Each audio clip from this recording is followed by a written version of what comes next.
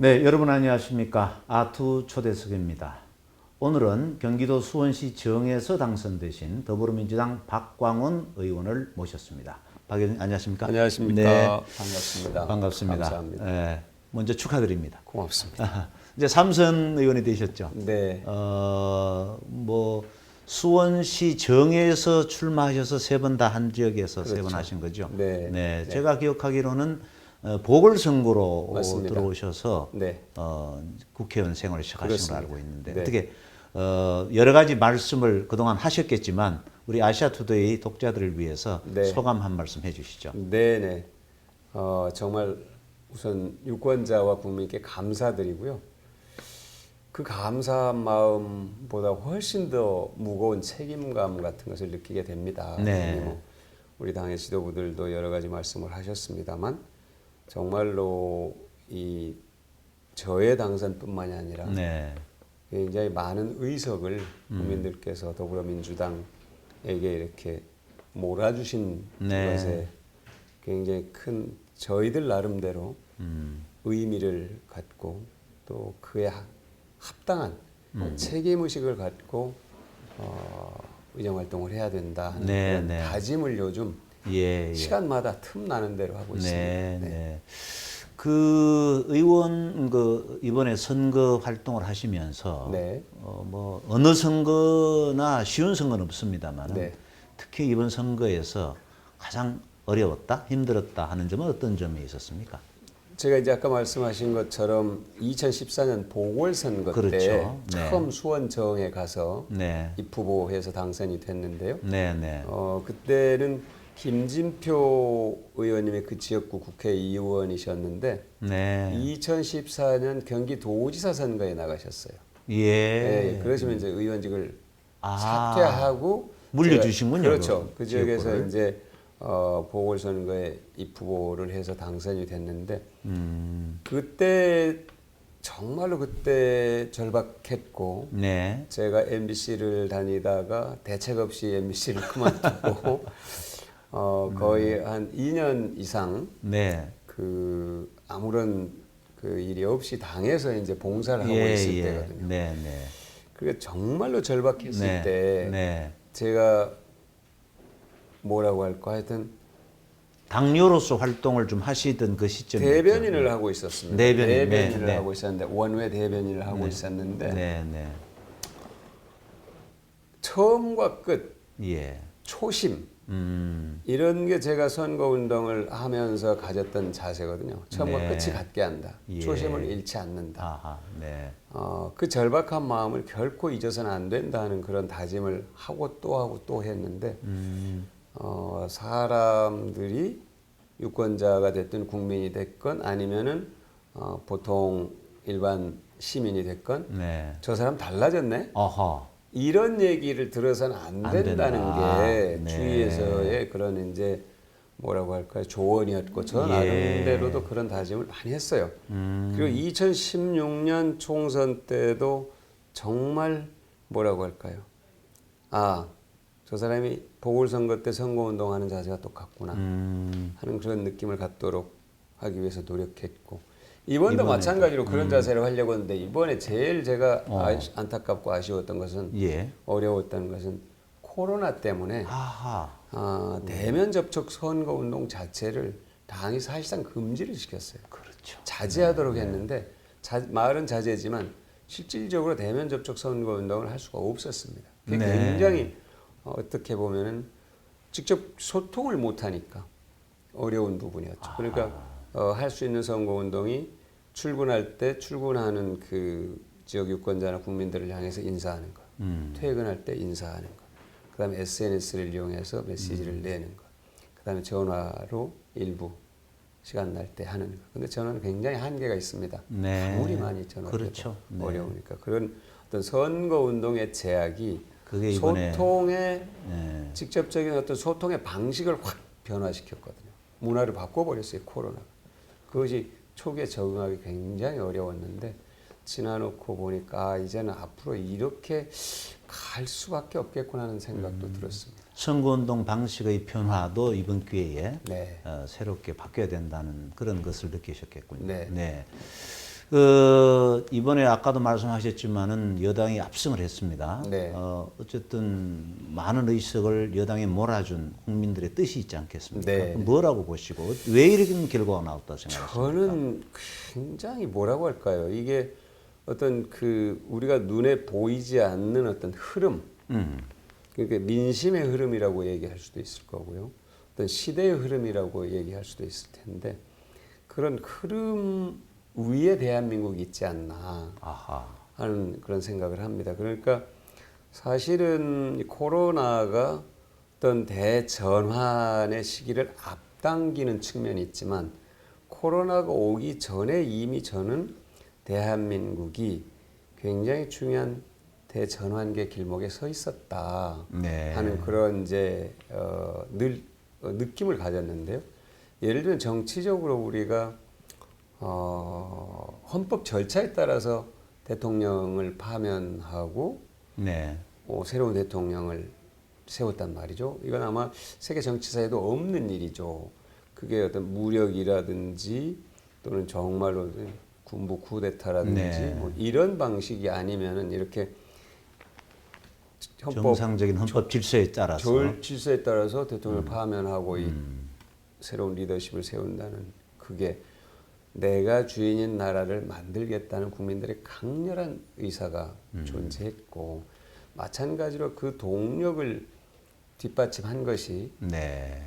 저는 한국 사회에서 경제가 이제는 상생의 경제로 가야 된다. 공존. 그러니까 네. 어떤 이 격차, 대기업과 중소기업, 정규직과 비정규직 네. 이런 격차를 점점 줄여나가야지 그걸 확대시키는 방향으로는 가서는 안 된다 하는 국민들의 열망이 저는 오히려 정치에서의 변화를 뒷받침하는 동력이 됐다는 그런 생각을 네. 하고 마찬가지로 이제 사회에서도 미투가 폭발적으로 그렇죠. 한국 사회에 있었지 않습니까?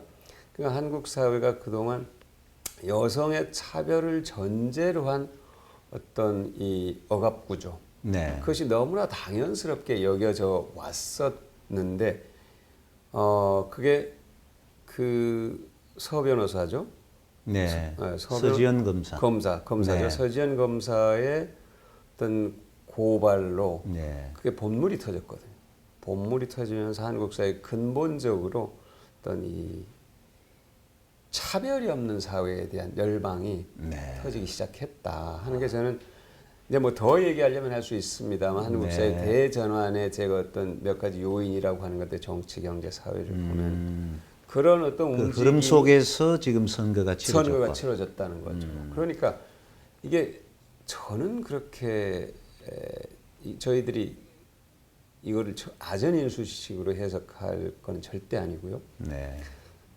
과거의 체제에 대한 국민들과 유권자들의 어떤 평가, 네. 과거로 돌아갈 수는 없다. 과거로 우리가 이제는 돌아갈 수는 없다. 여기까지 왔는데 미래로 가야 된다. 그러니까 민주당이 모든 걸 잘해서가 아니라 미흡한 것도 있고 잘못한 것도 있지만 지난 3년 문재인 정부를 보니까 거짓말하거나 터무니없이 국민을 속이려 들거나 그런 건 아니다. 그러니까 우리가 당신들을 이제 3년 동안 해볼까 안 되겠어. 안 돼. 다 끝이야. 당신들 그만두고 자 우리가 새로운 당에다 맡기겠어. 이거는 아니었다는 생각이 진정성을 국민들이 느꼈다, 그렇죠. 인정해줬다. 뭐 그렇죠. 그렇게 그것이 저는 이제 코로나가 선거에 영향을 미쳤다 이제 이렇게 보시는 분들이 계시잖아요. 네. 저는 틀림없이 미쳤다고 보는 편입니다.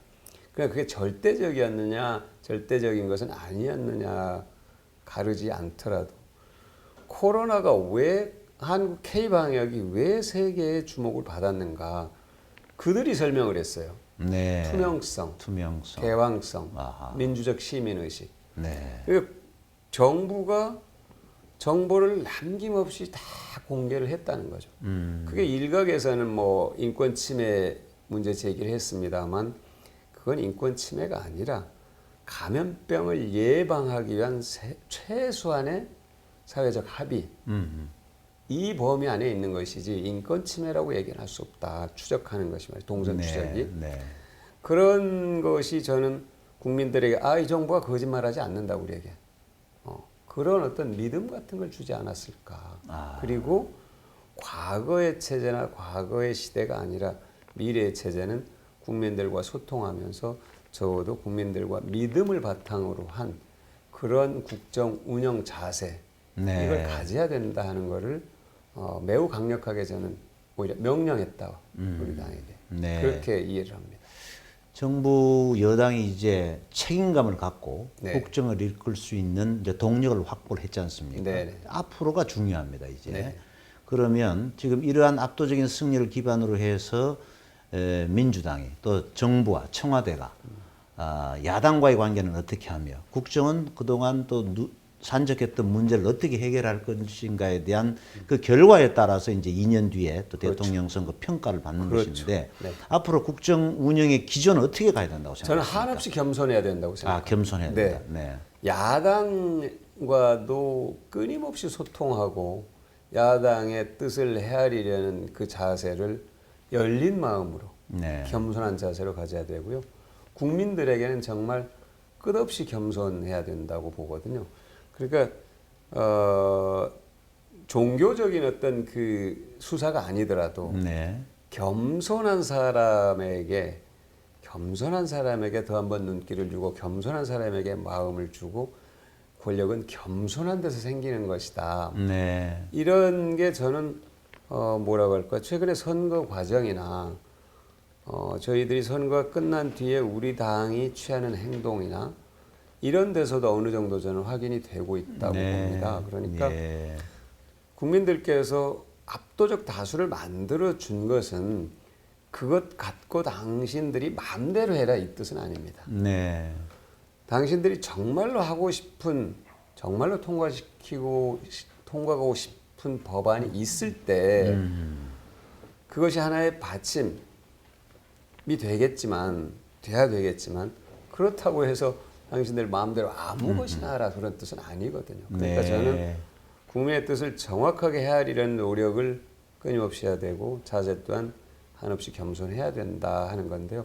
특히 이제 핵심적인 과제는 이걸 겁니다. 코로나 네. 국난 극복이죠. 그러니까 그렇죠. 우리가 방역에서는 어느 정도 통제 가능한 이제 이 방식을 우리가 취하고 있고 어느 정도 국민들에게 다소의 안심을 주고 있지만 그렇다고 이게 언제 종식된다고 얘기할 수는 없을 만큼 지속적으로 환자가 발생하잖아요. 그렇죠. 벌써 N차 감염, 5차 그렇죠. 이상의 감염이 발생하고 하니까 이건 여전히 숙제가 되겠구나.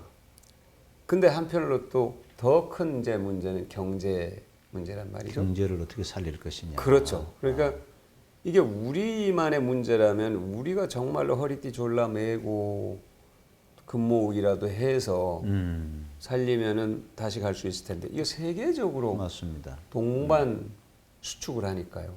소비도 수축, 공급도 수축 다 수축을 하니까 굉장히 큰 문제인데 저는 이 과제 경제를 어떻게 회복시킨다, 재도약시키느냐. 그러니까 아까 말씀드린 것처럼 4차 산업혁명 시대를 앞당길 것이다. 포스트 코로나 시대가 네. 오히려 문화를 획기적으로 변화시키면서 경제 산업 구조도 변화시킬 것이라는 예측은 많은 분들이 합니다. 그렇죠. 이게 어떤 네. 모양이 될지는 모르지만 네. 그걸 우리가 세계에서 선도적으로 해 나갈 수 있는 그런 노력을 네. 하라는 거거든요. 지금. 예. 그게 적어도 지금 이제 6월부터 이제 국회의원이 구성되면 바로 시작해서 네. 연말까지 이번 정기국회 포함해서 그 일을 해야 네. 되는 일이 집권당에게 있는 거고 그 일을 하려면은 집권당이 혼자 생각만을 하는 게 아니라 정부하고 물론 호흡을 맞춰야 되겠지만 야당하고도 저는 긴밀하게 협의를 해야 된다고 네. 봅니다.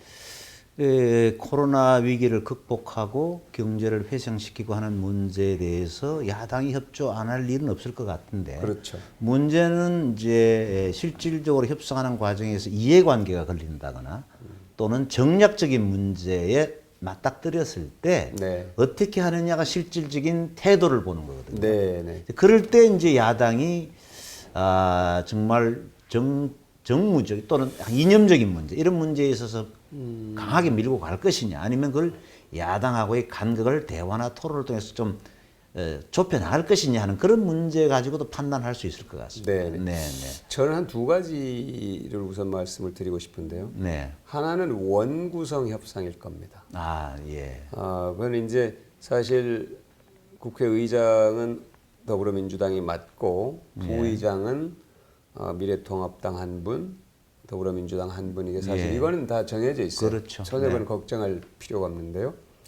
상임위원장 부분이 배분하는 문제. 예, 그 부분이 네. 조금 앞으로 협상 과정에서 서로 간의 논란의 대상이 될 수 있다고 봅니다. 예. 그러니까 지금 예를 들면 법사위원장이나 예결위원장이나 국토위원장이나 이런 상임위원장들이 있거든요. 야당이 하고 있는 예. 그런 위원장 가운데 최소 몇 자리는 아마 더불어민주당이 그걸 확보하고자 시도할 겁니다. 네, 특히 법사위 같은 경우에는 뭐 상원의 노릇을 했다 해서 네. 가져와야 된다고 얘기를 많이 하죠. 그렇죠. 네. 그래서 이제 그 체계 자구 심사 권한을 배제하자. 네, 그것이 본래의 취지와 다르게 정말 체계와 자구만 심사하는 게 아니라 법안의 내용까지 다 심사를 하고 각 부처 장관들을 다 출석시켜서 이미 해당 상임위에서 다 걸은 내용을 거기서 다시 또 심의를 하니까 그렇죠. 이거는 옥상옥이다. 네. 본래 법사에게 준 권한 이상의 권한을 지금 행사하면서 오히려 이 원활한 의정을 방해하고 있다. 이런 이제 지적들이 저는 어느 정도 100%는 아니더라도 충분히 이유 있는 항변이라고 저는 보거든요. 네. 그 문제 때문에 지금 사실 논란이 이제 커질 소지가 있는데 그게 하나 있고요. 네, 두 번째는 이제 원구성이 되고 나서 아까 말씀드린 코로나 국난 극복이라든지 네. 중요한 국정 과제들이 있습니다. 그렇죠. 저희들이 선정해 놓고 이 법안을 통과시키지 못한 그런 과제들이 많이 있는데 그것을 야당과 협의했을 때 야당이 네. 어떤 자세를 보일 것인가 하는 네. 건데요. 저는 이제 대체로 법안들이 어떤 이념적인 관점이나 정략적 관점에서 보고 그것을 쟁점화하는 시대는 지났다. 네, 철저하게 국민의 관점에서 봐야 네. 된다고 생각을 해요. 그러니까 아마 이번 총선을 겪으면서 저는 미래통합당의 지도부나 당선인들도 아마 그런 큰 충격적 경험을 하시지 않았을까 정신적으로. 그렇죠. 우리가 네. 과연 어떤 자세를 지녀야 되고 우리가 국정 과제에 대해서 어떻게 대처해야 되는가에 대해서 다시 한번 생각해 볼 네, 기회가 되지 않았을까 싶어요. 그러니까 무조건 반대하는 것이 과연 우리에게 도움이 되느냐. 네, 그것에 대해서 누구나 한번 좀 생각하셨을 겁니다. 그럴 겁니다. 예. 예. 저는 그래서 오히려 늘 그때도 그랬어요. 이게 국가의 장래에는 틀림없이 도움되는 일이다. 근데 네. 우리 당에는 약간 이게 손해가 될 수도 있다. 왜 이게 일이 잘 되면 여당한테 민심이 가는 것 아닌가? 이런 생각을 할 수가 있거든요. 네. 그 정략적으로 판단을 또 할 수 그렇죠. 있죠. 네, 그럴 때 저는 오히려 이렇게 얘기를 하면 훨씬 야당이 점수를 이게 통과돼가지고 시행이 되면은 정부 여당한테 엄청 국민들께서 박수를 보내실 거라는 걸 잘 압니다. 그러나 네. 우리도 여기에 협력했습니다. 우리에게도 관심을 가져주시기 바랍니다. 이렇게 하는 것이 네, 저는 훨씬 더 점수를 얻는 길이 네. 아니겠는가. 특히 21대 국회에서. 예.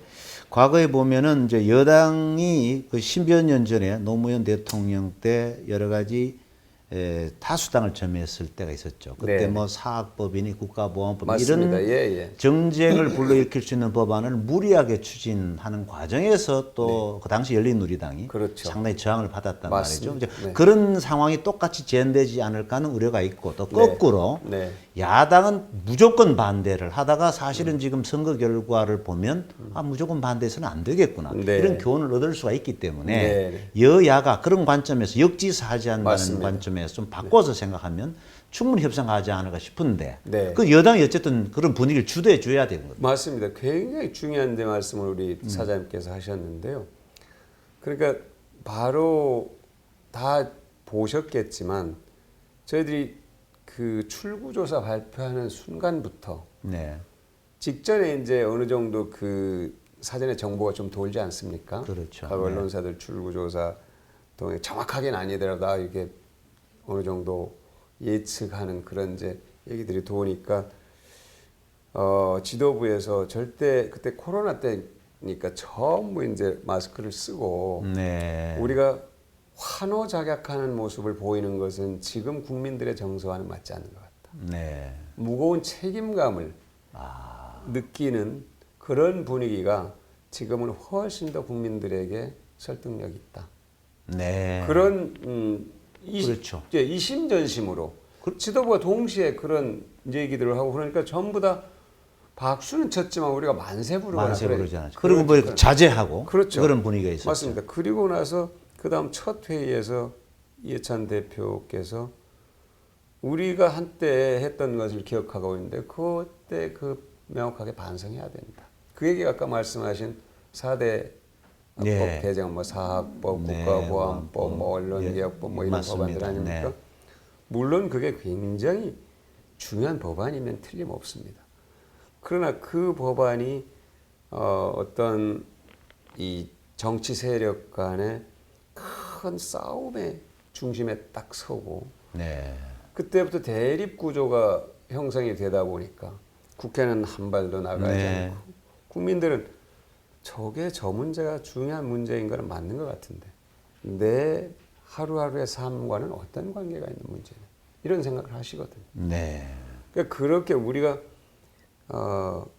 일의 우선순위를 정할 때 그 부분을 정확하게 따져야 되는데 그때 아까 제가 말씀드린 것처럼 정확하게 국민의 관점에서 봐서 우선순위를 정하자. 이게 네. 이해찬 대표의 말씀이었어요. 아하. 그러니까 그런 어떤 논란의 소지가 있거나 정치 세력 간의 대립과 갈등을 가져올 소지가 있거나 하는 그런 법안보다도 국민의 삶을 어떻게 바꿀 것인가 바로 내일의 삶 이런 법안들부터 네. 우선적으로 처리해야 된다. 이게 확고한 당 지도부의 판단이고 네, 의원들도 100% 동의하고 있습니다. 예, 그래서 제가 이렇게 언론인들을 만나거나 또는 제 지인들을 만나면 방금 우리 사장님께서 지적하신 그 내용을 반드시 얘기를 해요. 예, 근데 제가 걱정하지 않으셔도 됩니다. 우리 지도부나 의원들이 일의 우선순위를 정할 때 있어서 최우선적으로 국민의 삶의 문제를 두고 판단할 겁니다. 네. 그렇게 해야 그것이 우리가 사는 길이고 21대 국회는 국민들을 성공시키는 길이라는 확신이 있기 때문에 네. 그렇습니다고 말씀드리죠. 21대 국회는 뭔가 바뀔 것이라고 하는 기대감을 가져도 되겠군요. 자, 20대 국회가 이제 며칠 남지 않았는데 네. 주로 이제 전반기에는 기획재정위원회 네네. 그리고 이제 후반부에는 과학기술, 방송, 정보통신 네, 이쪽 예. 분야에서 주로 활동을 하셨는데 20대 국회에서 마지막에 그 N번방 맞습니다. 그리고 디지털 디지털 성범죄 성범죄. 처벌법 네. 이런 것들을 이제 입법 발의하셔서 네. 법안을 이제 마무리하고 네. 거의 본회의가 끝났는데 네. 20대 국회의 전반적으로 평가 그리고 개인적으로 이것은 나의 성과였고 아쉬운 점이 있다. 그럼 어떻게 정리를 해주시겠습니까? 이제 많은 분들이 20대 국회가 의정사상, 헌정사상 최악의 국회였다. 네, 이렇게들 말씀하시더라고요. 그런 이유는 아무래도 법안 처리 비율이 가장 낮고 또 여야 간의 어떤 합의에 의해서 중요한 건을 처리하기보다는 뭐라고 할까 한 발도 나가지 못하는 발목 잡기가 됐든 그 동물국회 막으려다가 실무국회가 됐다. 돼버리고 이렇게 뭐 돼버렸죠. 이제 그런 네. 그런 이제 지적들이 많이 있었는데요. 저는 그게 왜 그랬을까? 제가 아까 어떤 그 시대의 흐름 이 말씀을 민심의 흐름 이 말씀을 드렸지 않습니까? 20대 국회가 제가 보기에 한국 사회 대전환의 길목에 있었기 때문에 그런 것이 아닌가. 네. 그러니까 굉장히 우리 사회가 어떤 그 변화에 관한 꿈틀거림이 있었는데 이 변화가 반대하는 쪽에서는 이 변화가 과연 바람직한 변화냐 네. 하는 그런 저항감이 있을 수 있고 또 찬성하는 쪽에서는 이렇게 가야만이 우리가 미래로 갈 수 있다 하는 거였는데요. 결과론적으로 보면 저는 국민들이 그 미래로 가야 된다는 변화에 손을 들어준 들어주셨다 거죠. 이렇게 저는 네. 보거든요. 그러니까 20대 국회가 굉장히 치열했지 않습니까? 아까 제가 그렇죠. 대통령 탄핵이라는 걸 처음 했어요. 그렇죠. 네. 물론 그 전에 노무현 대통령 탄핵 소추안을 의결했었죠 국회에서. 근데 그건 헌재에서 뭐 기각이 됐고요. 기각이 됐죠. 네. 이번에는 이제 또 그 국회에서 의결이 되고 헌재에서 인용이 됐죠. 그러니까 어떻게 보면 굉장히 우리 현대사가 이 단층끼리 부딪히면서 지각 변동이 막 일어나는 그런 과정에 지금 그렇죠. 있다고 보는 게 맞지 않을까. 네. 그러니까 20대 국회가 그것을 다 아주 차분하게 순서 있게 그 에너지를 다 흡수해서 정리해 나가는 데는 조금 어려움이 있었으나 그럼에도 불구하고 대통령 탄핵 소추안 그 다음에 마지막 단계에서 또 공수처 설치 법안 네. 그 다음에 이번에 사실 또 최종적으로 임기가 끝나기 전에 아까 말씀하신 N번방 네. 디지털 성범죄 처벌법이라든지 관련 입법들 민생 입법들을 굉장히 중요한 민생 입법들을 잘 해야 된다 하고 처리를 했거든요. 네. 그런 점에서 저는 20대 국회가 명과 암이 있다. 네. 네, 분명히 그런 국민들로부터 지탄을 받은 면이 있었지만 그러나 뚜렷하게 나중에 어느 시점이 되면 평가받을 부분도 있을 것이다. 네. 그리고 그것은 20대 국회 구성원들의 문제에서 비롯된 면도 있을 수 있지만 우리 시대의 어떤 그 용트림, 네. 변화하는 길목에 20대 국회가 있어서 그것을 감당해 가는 과정에 있지 않았나. 저 나름대로는 그렇게 보는데요. 네. 근데 저의 의정 활동과 관련해서는 제가 20대 국회 전반기에는 이제 기획재정위원회 간사 활동을 하면서 저출생 문제. 아, 이 문제가 저출산? 저출산이죠. 네. 근데 저출산 그러니까 여성분들께서 이 문제는 여성만의 문제가 아니다. 그렇죠. 그왜 네. 출산이라는 문제로 보느냐. 아, 저출생의 출생. 아, 그럼 네. 그래서 네. 저출산이라는 표현 안 쓰셨군요. 철학적인 아. 지적을 하시는 분들이 계시죠. 네. 저출생이라는 표현을 쓰는데요. 저출생의 문제는 저는 우리 국가의 존망을 좌우하는 문제라고 생각을 합니다. 네. 지금 이제 사실 생산 경제 활동 인구가 줄기 시작했거든요. 그렇죠. 네. 그리고 태어나는 아이보다 돌아가시는 어르신이 이제 더 많아지는 네. 분기점에 왔습니다. 그렇죠. 네. 그런데 아직도 그것이 급속하게 지금 인구가 줄어들지 않아서 우리가 지금 위기의식을 네. 못 갖고 수명이 계속 늘기 때문에 더 아이들이 덜 태어나도 지탱이 가능하다. 그런 약간 심리적 안정선이 있는 것 같아요. 이게 네. 계속 수명이 늘다 보니까. 근데 저는 어느 시점이 지나면 정말로 아이들이 태어나는 아이들 숫자가 줄어들면요. 우리 사회는 진짜 이제 완전히 노쇠하기 시작하는 거죠. 그렇죠. 네. 보통 문제가 아닙니다. 그런데 이게 제가 봤을 때는 가장 근본적인 원인. 우리가 경제적으로 다들 못 살아서가 아니에요. 우리 못 살았을 때 훨씬 더 많은 애를 놓고 했죠. 또 뭐 대가족 그렇죠. 속에서 살았죠. 그러니까 이거는 GDP의 규모나 1인당 GDP의 이 뭐라고 할까요? 수준이 결정하는 문제가 양극화. 양극화. 양극화. 양극화가 원인이다. 네, 저는 그렇게 봅니다. 맞습니다. 그리고 네. 양극화 때문에 저출생이 사실은 발생하는 가장 큰 원인이다 이렇게 네. 보는데 거기에 많이 집중을 했어요. 그래서 그걸 해소하기 위해서 기초연금을 올린다든지 격차를 해소하기 위해서 예를 들어서 EITC 근로장려금을 올린다든지 그 다음에 난임 치료, 네. 건강보험에 포함시킨다든지 난임 육아 휴직을 늘린다든지 뭐 여러 가지 그런 법안들을 많이 발의를 하고 네. 통과를 시켰는데 그것만으로 부족하더라고요. 네. 그래서 여전히 그 문제는 중요한 문제고요. 또 이제 네. 과기정에 와서는 이제 허위 조작 정보 대책 관련 법을 냈는데 네. 그 문제는 굉장히 중요한 문제입니다, 사실은. 가짜 뉴스 관련해서도 가짜 얘기 뉴스. 많이 그러니까 이제 하셨지 가짜 않습니까? 뉴스라는 용어가 그게 우리 그 학계에서 가짜는 이미 뉴스가 아니다. 근데 왜 그러네. 가짜 뉴스에서 그 형용 모순되는 그러네요. 단어를 서로 섞어가지고 그걸 표현하는 건 적절치 않다. 그래서 가짜 정보, 허위 조작 정보, 허위 조작 뭐 정보. 이렇게 이렇게 좀 바꿔 부르자 하는데 사실은 워낙에 가짜 뉴스가 귀에 익숙해 있기 때문에 네. 그걸로 쓰는 게 편해요, 사실은. 예. 그런데 영국 같은 곳에서도 페이크 뉴스, 가짜 뉴스라는 표현을 안 씁니다. 아, 그렇습니까? 그러니까 예, 네. 그러니까 information disorder. 뭐 여러 가지 형태 여러 가지가 있더라고요. 그러니까 네.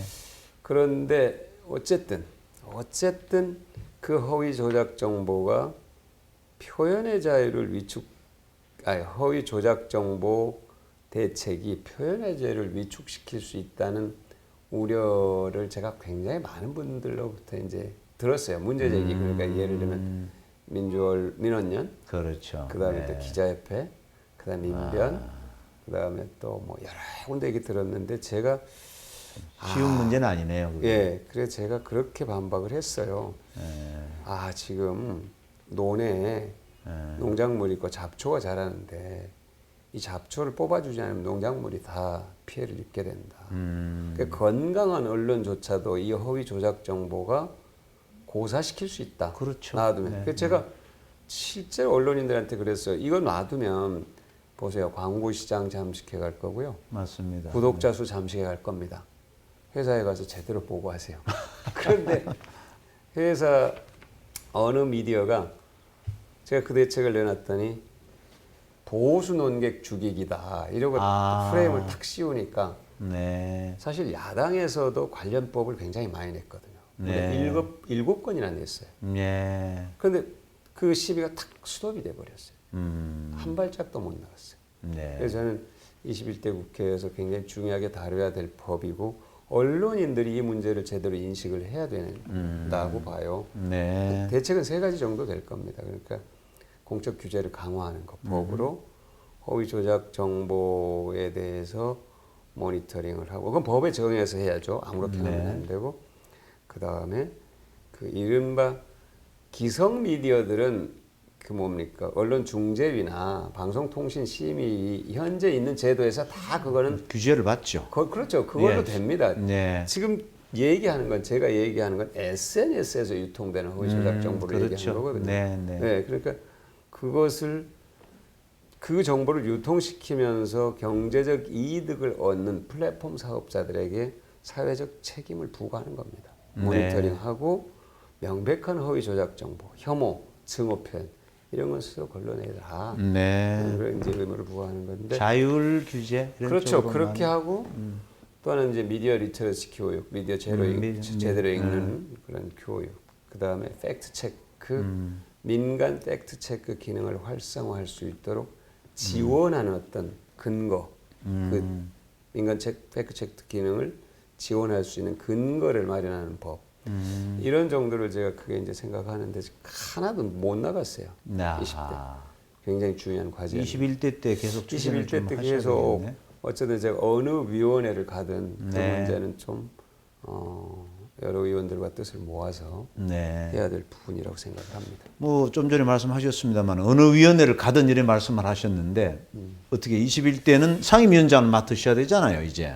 그렇죠. 이제 대체로 국회에서 3선이 상임위원장을 하거든요. 네. 그런데 우리 당에 지금 3선 의원이 25명 되고요. 4선 의원 중에도 상임위원장을 안 하신 분이 계십니다. 그래서 순서를 정하면 제가 뒷번호는 아니고 앞번호에 올 텐데 아까 말씀드린 야당과 어느 이 협상이 어떻게 되느냐, 그렇죠. 어떤 협상에서- 상임위원회를 맡느냐에 따라서 원구성 협상에서 네. 어떤 상임위를 가져오느냐에 따라서 네, 그건 원내대표단이 적절하게 아마 이제 네, 안배를 할 테니까 제가 예. 지금 어느 위원회를 가겠다고 얘기하는 것은 별로 의미가 없는 얘기가 될 수 있습니다. 알겠습니다. 이제 전당대회가 8월 29일 날 있지요. 네네. 당 전당대회가 네네. 최고위원으로서 많이 활동을 하셨지 않습니까? 네네. 그동안 네. 앞으로 전당대회에서는 어떤 역할을 하실 계획이십니까? 전당대회에서는 따로 뭐 제가 어떤 역할을 한다기보다도 뭐 최고위원 또 다시 아니 나가신다 그거는 그런 건 이제 아니고. 아닐 거고요. 네, 그거는 네. 아닐 거고 전당대회가 이제 뭐라고 할까요? 공정한 과정을 거쳐서 차기 당 대표와 최고위원을 뽑을 수 있도록 네, 그 전당대회 규정을 미리 만들 수 있도록 이제 힘을 보태야 되는데 아마 우리가 꼭 전당대회 준비위원회가 구성이 될 겁니다. 예. 최고위원회 의결로 구성이 되면은 거기서 차질 없이 준비를 할 것으로 네. 보고 있습니다. 네. 뭐 시간이 많이 지나서 지났습니다. 예, 시간이 많이 지나서 이제 마무리를 좀 해야 될 것 같은데 이건 현안이긴 한데 어쩔지 모르겠습니다. 윤미향 당선인 이 문제는 아직 당에서는 공식 입장은 안 나왔죠. 공식 입장은 네. 뭐 이겁니다. 사실관계가 확인된 다음에 네, 당의 입장을 정하겠다. 이게 공식 입장인데요. 네, 사실은 이제 이 문제는 저는 두 가지로 좀 구별해서 봤으면 좋겠습니다. 그러니까 윤미향 당선인과 정의기억연대의 회계 문제, 네, 그게 부적절한 부분이 있는지 이 부분은 뭐 어쨌든 명확히 밝혀야겠죠. 네, 그게 다만 이제 부적절한 것이 어떤 회계 처리 미숙인지 네, 아니면은 부적절한 용도에 쓰인 건지 네, 이런 것까지 포함해서 어쨌든 예. 그 부분은 이제 사실관계를 밝히는 일이 하나 있고요. 네, 그것과 별개로 이 정의연대 그 전에 이제 정신대대책협의회인데요. 네. 30년 전이죠. 그 네. 이호재 교수님이라든지 이런 분들이 위안부 문제를 어떻게 해결할 것인가. 이게 사실 한일 간의 역사 문제거든요. 네, 어떻게 해결할 것인가 하면서 비바람 눈보라를 맞으면서 벌여온 이 운동의 고귀한 가치, 그다음에 생명력 이런 것이 훼손돼서는 안 된다고 봅니다. 네, 그래서 두 가지를 분명하게 구별해서 대응을 해야 될 필요성에 대해서 저는 물론이고 예천 당대표도 그렇게 생각하고 계시고 우리 당의 입장이 아마 같을 겁니다. 네, 그런데 이 틈을 타고서 역시 그 이른바 성노예 문제를 부정한다든지 네, 이 운동 자체를 폄하하려는 그런 시도가 있는 것에 대해서 매우 우려를 하고요.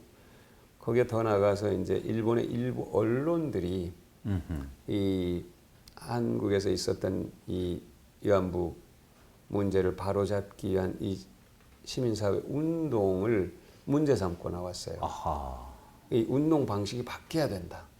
이 문제를 해결해서 뭐 이런 네. 약간 악용이 될 수 있군요. 그렇죠. 다른- 약간 제가 보기에는 너무 많이 나간 거죠.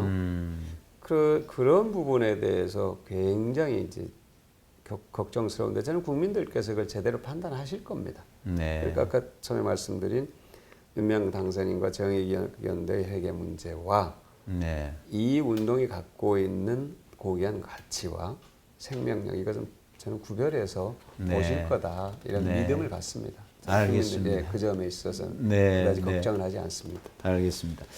자, 이제 우리 독자들에게 정리하는 말씀 겸 지금까지 쭉 나누신 대화 가운데 미처 이 문제는 좀 더 얘기를 했었어야 되는데라든지 좀 더 하고 싶은 분야가 있으시면 정리를 좀 해주시고 또 마지막으로 우리 아시아투데이 독자들한테 인사도 좀 해주시죠. 네.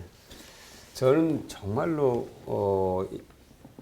지난 촛불 시민혁명, 대선, 지방선거, 총선을 거치면서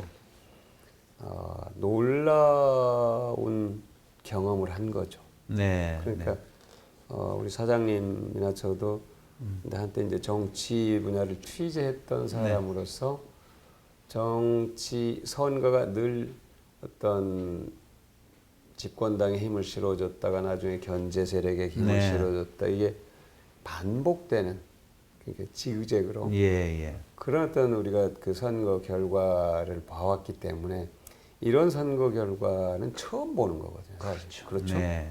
내리 대선과 지방선거와 총선을 이렇게 압도적으로 결과를 만들어내셨다는 것을 보면서 과연 이 뜻을 우리가 정확하게 지금 헤아리고 있는가 하는 그런 걱정을 할 때가 있어요. 되시겠군요. 할 때가 있어요. 네. 그래서 지금 이 뜻은 사실 민주주의의 성취도에 있어서는 대한민국이 세계에 이제 빠지지 않습니다. 네. 가장 앞서 있는 나라가 될 겁니다. 아시아에서뿐만 아니라 그렇죠. 세계적으로. 그러면 그 다음에 국민들은 도대체 뭘 정치권에 요구를 하고 있는가? 강경화 외교부 장관이 BBC와 인터뷰를 할 때 왜 한국의 의료진이나 자원봉사자나 공직사회나 또는 한국 정부가 이 문제에 대해서 효과적으로 대처했다고는 뭐 때문에? 네. 강경화 장관이 그런 말씀을 하셨어요. 한국 국민들의 정부에 대한 기대 수준이 매우 높습니다. 제가 그 말을 듣고 저기에 답이 있구나. 네. 그러니까 지금 예를 들어서 공직 후보자들에 대한 검증이나 도덕성 수준이나 그런데 검증하면서 또 국회 청문회를 거치면서 많은 분들이 상처를 하고 낙마를 하고 그러지 않습니까? 네. 저는 그 기대 수준이 그런 어떤 인사 정도에만 머무르는 것이 아니라 나라의 모든 국정 현안에 대해서. 그렇죠. 나라의 틀, 나라의 모양, 나라의 미래의 근본적인 모습에 대해서 국민들께서 강렬한 열망을 갖고 네. 정치권에다 시시각각으로 요구하고 명령하고 있다는 느낌이 들어요. 예. 요즘에는 그게 가능하거든요. 디지털 기기 그렇죠. 때문에 네, 문자를 보내기도 하고 댓글을 달기도 하고 그래서 그렇죠. 늘 정치하는 사람들뿐만 아니라 언론도 마찬가지일 겁니다. 늘 거기에 단 한시라도 마음을 이렇게 그냥 놓아버려서 놓아두고 있을 수가 없는 네. 상황이라는 거죠. 그 점이 저는 한 21대 국회를 또 하나 네. 진전시킬 수 있는 하나 에너지가 될 수 있겠다 하는 점에서 굉장히 감사하게 생각하면서도 네. 두렵기도 합니다. 두렵기도 하고. 네. 네. 하여튼 아시아 투데이가 네. 이런 귀한 자리를 마련해 주신 것 대해서 네. 주신 것에 대해서 감사드리고요. 예. 독자 아시아 투데이 독자 여러분들께서 지금 미디어가 굉장히 어렵습니다. 예. 여러분 정말로. 근데 미디어도 우리가 통상 소비한다고 하거든요. 다른 소비하는 것을 조금 줄이더라도 미디어를 더 소비를 하셔서 여러분의 식견도 또 철학도 더 보강을 하시고 이 미디어도 좀 더 힘이 있게 살 수 있도록 하는 그런 선택을 해주시면 어떨까 하는 나름의 생각을 독자 여러분께 부탁을 하게 되네요. 감사 인사와 함께 네. 독자 여러분 진심으로 감사합니다. 네. 저희 아시아 투데이도 좋은 뉴스, 네. 정말 의미 있는 컨텐츠를 만들기 위해서 더욱더 노력하겠습니다. 그리고 의원님 좋은 의정 활동 기대하겠습니다. 네, 오늘 장시간 대담에 응해 주셔서 감사합니다. 감사합니다. 감사합니다. 네.